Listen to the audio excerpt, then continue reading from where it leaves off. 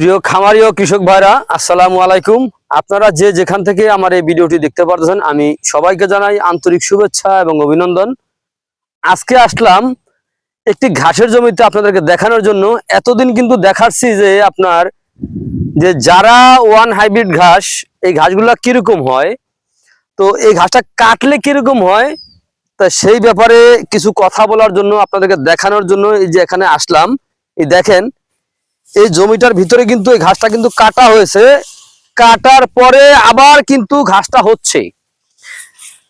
দেখেন, এই ঘাসটা কিন্তু আপনার যখন প্রথম কাটবেন, কাটার দেখা যায় 20 থেকে 25 দিনের মধ্যে কিন্তু আবার আপনি পুনরায় আবার কেটে খাওয়াতে পারবেন।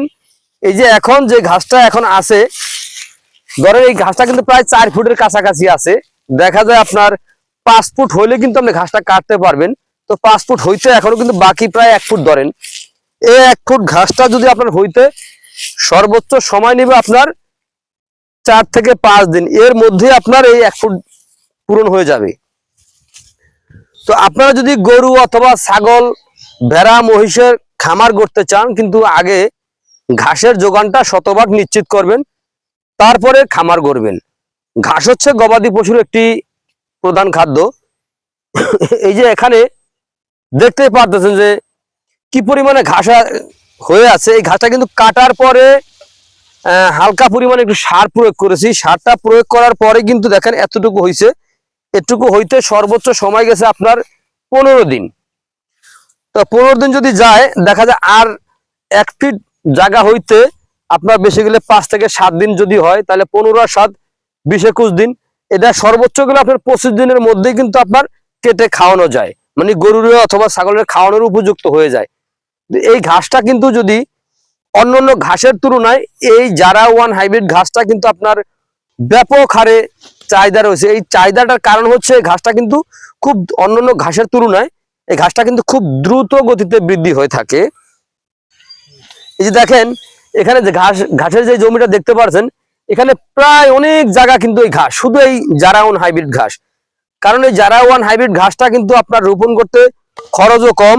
এই ঘাসটা দেখা যায় আপনার একবার যদি আপনি রোপণ করেন, এই ঘাসের মোটা সহ যতদিন না পর্যন্ত আপনি তুলে আলগিয়ে মানে না ফালান, ততদিন পর্যন্ত কিন্তু ঘাসটা কিন্তু মরে না, ঘাসটা নষ্ট হয় না। এই ঘাসটা কিন্তু কাটবেন আবার হবে, কাটবেন আবার হবে, যত কাটবেন ঠিক ততই বেশি হবে। তো আমি বলবো, আপনারা গরু অথবা ছাগলের খামার গড়ার পূর্বে শতভাগ ঘাসের যোগানটা নিশ্চিত করবেন, তারপরে গরু অথবা ছাগলের খামার করবেন। দেখেন, এখন বর্তমানে যেই দিন, এখন যেই জিনিসপত্রের দাম, দেখা যায় আপনি গরু পালন করেন অথবা আপনার ছাগল পালন করেন, যেটাই করেন না কেন, যেই বর্তমানে জিনিসপত্রের দাম, ওই হারে কিন্তু আপনার গরু অথবা ছাগলের দাম কিন্তু ওই হারে কিন্তু নাই। দেখা যায় একটি গরু যদি আপনি খড়কুটা খাওয়াইতেছেন, ওর পাশাপাশি দেখা যায় আপনার দানাদার খাদ্য কিন্তু খাওয়াইতেছেন, কিন্তু ওই ক্ষেত্রে কিন্তু দেখবেন আপনার বছর শেষে অথবা 1 মাস পরে একটা হিসাব করে দেখবেন যে একটি গরুর পিছনে কত টাকা খরচ হয়ে গেছে। অলরেডি দেখা যায় 1 বছরে কত টাকা খরচ হবে, এটা কিন্তু আপনার হিসাব করবেন। এই ঘাস যদি দেখা যায় আপনি একবার খরচ করে লাগাবেন, এই ঘাস খাওয়ালে আপনার অন্য কিছু খাওয়ার প্রয়োজন হয় না। আমি বলবো, আপনারা যদি ঘাসের কাটিং রোপণ করতে চান, যেমন যারা ওয়ান হাইব্রিড ঘাস, American Guatemala, Indonesian smart Napier ঘাস, তাইওয়ান হাইব্রিড ঘাস, জার্মান অজানা সহ যে কোনো ধরনের ঘাসের কাটিং এর জন্য আমার স্ক্রিনে দেওয়া নাম্বারে যোগাযোগ করবেন। এই নাম্বারে ইমো আছে, হোয়াটসঅ্যাপ আছে, চাইলে আপনারা সরাসরি দেখে অথবা আমাদের এই এলাকায় এসেও আপনি ঘাসের কাটিং সংগ্রহ করতে পারেন। তো প্রিয় দর্শক, আপনারা যে যেখান থেকে আমার এই ভিডিওটি আপনারা দেখতে পাচ্ছেন, আমি সবাইকে আন্তরিক শুভেচ্ছা এবং অভিনন্দন জানিয়ে আজকের মতো এখানেই শেষ করছি। আল্লাহ হাফেজ।